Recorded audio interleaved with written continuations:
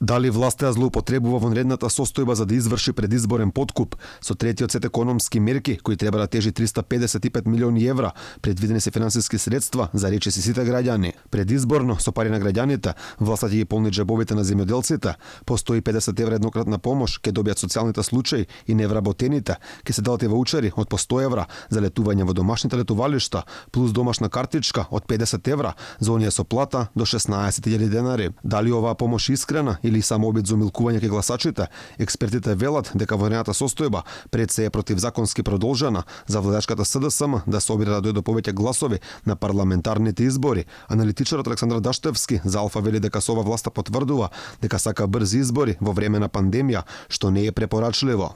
Ние се наоѓаме во предизборен период кој трае, нели? Само е прекинат поради вонредната состојба, кога се наоѓаме во предизборен период, таа помош не може никако да биде испорачена, бидејќи тоа е забрането да се прави, се смета како предизборен подкуп. Дека власта сака да изврши легален подкуп, вели универзитетската професорка Тања Каракамишева Јовановска. На власти е неопходно потребно да може на легален начин да врши исплати на буџетски средства, посебно оние кои што не се тековни, оние кои што се предвидени, сега гледаме во третиот сет на мерки на владата, така што ова е класично легализирање на подкупот, на изборниот подкуп, кој согласно кривичниот законник на Република Македонија е казнив во време на избори. Дека токму економските мерки во предизборието се клучни за продолжување на вонредната состојба, потврди претседателот на Македонија Стево Пендаровски.